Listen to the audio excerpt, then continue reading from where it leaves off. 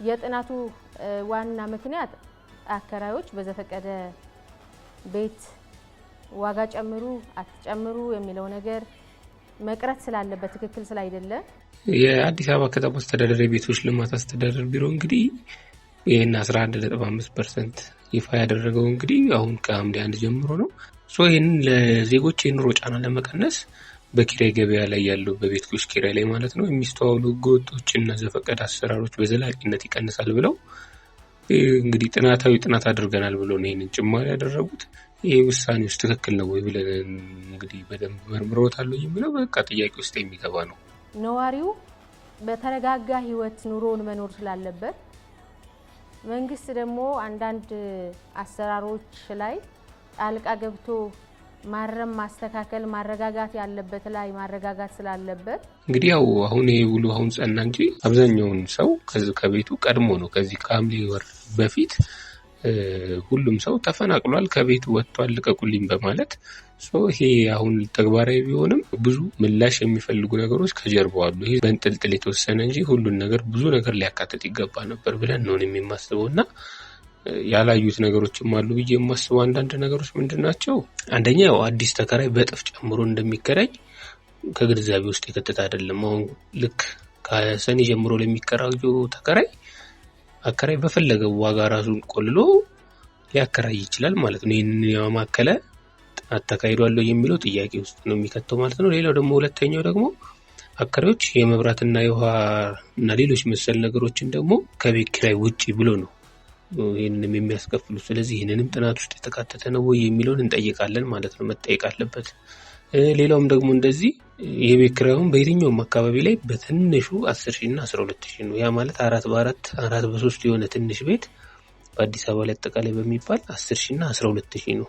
ይሄ ስቃይ እኔም እንግዲህ ደርሶብኝ አይቼዋለሁ። እኔም ተከራይ ስለሆንኩኝ በጣም እየተጉላላ ነው ያለው ህብረተሰቡ ብዬ ነው የማስበው። ይሄ መንግስት ሰራተኛና ታች ያለው ሰራተኛ በተለይ የግልም ታች ያለው ሴክተር በጣም ተጎጂ ነው እየሆነ ያለውና ይሄንንም ያማከለ ነው የሚለው በጣም ጥያቄ ውስጥ ይከታል ማለት ነው። ጥናቱ በምን መልኩ እንደተጠና ግራ ነው የሚገባው ማለት ነው። ስለዚህ ጥናቱ ብዙ ነገሮችን ማካተት ነበረበት ብዬ ነው የማስበው። አሁን በዚህ ሰዓት ባሉ አከራይና ተከራይ ላይ ያለው ውዝግብ በጣም የሚያስጠላ ነው። አከራይ ላይ በተለይ እጅግ በጣም የበዛ በጣም መጥፎ የሚባሉ አብዛኞቹም በዛ ልክ ናቸው። እኔ እንደተረዳሁት ብቻህን ነው ወይ ወንደላጤ ነሽ የተላጤ ነሽ ወይ አግብተሻል ወይ ደግሞ ያገባ አንፈልግም አንድ ልጅ ያለው አንፈልግም ከልጅም ቆጥረው ቀለብ የሚሰፍሩ ይመስል ሁለት ልጅ አንፈልግም የሚሉት እንደ አይነት ነገሮች አሉና በጣም አስቀያሚ የሆነ ጊዜ ላይ ነው የደረስነው። በጣም ጥሩ አከራዮች ደግሞ እንዳሉ በዚህ ልክ ደግሞ ያው ልንመሰክርም ይገባል። ግን ከ110% ራሱ ጥሩ ቢሆኑ ነው ብዬ ነው የማስበው። አክቹአሊ እነሱም አከራይም መጎዳት የለበትም።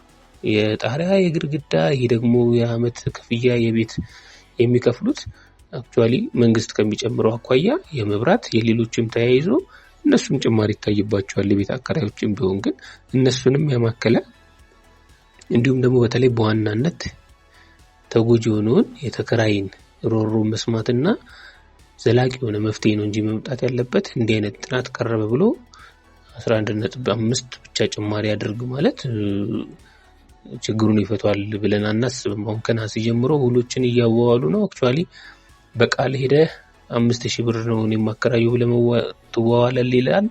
እሱ ግን እዛ በእጅ አዙር የሚያከራየው ደግሞ 10,000 እና 15,000 ነው። ሰው ደግሞ ተቸግሮ ይሄንን እሺ ለማለት እየተገደደ ነው ይመስለኛል። እነሱ ግን በመቅለጃቸው እንደተናገሩት ደግሞ መብታችሁን ማስከበር አለባችሁ የሚባል ነገር አለ። ይሄ ያስኬዳል ብዬ አላምንም እኔ። ሌላው መሆን የነበረበት ቢያንስ እንደ አካባቢው እንደ ቤቱ ጥራት ታይቶ በየአካባቢው በየካሬ ሜትር ተለክቶ ይሄን ያለው ቢባል አግባብ ሊሆን ይችላል። ሳይጎዳ የአከራይን ወጪ ሳይጎዳ እንዲሁም ደግሞ የሚከራዩትን ተከራዮችን ደግሞ ያማከለ መሆን አለበት ብዬ ነው የማስበው። እንግዲህ እንዳደመጥነው እነሱ መልእክት ይሄንን ነው የሚመስለው። ምን ይመስላል አሁን ድጋሚ ጥናቱ ይካሄዳል የሚለውን እንግዲህ እንጠብቃለን። እናንተስ በዚህ ዙሪያ ላይ ምን ትላላችሁ? ኮሜንት ጻፉልኝ። እንዲሁም ደግሞ ድምጻችሁን ማሰማት አለባችሁ ብዬ ነው ያለው መረጃ ይሄ ነው። ወደፊት እንግዲህ የተለያዩ መረጃዎች የሚለቀቁ ከሆነ መረጃዎችን የሚሰጣችሁ ይሆናል። Thank you for watching this video. If you enjoyed it, please hit the like button and the bell notification icon.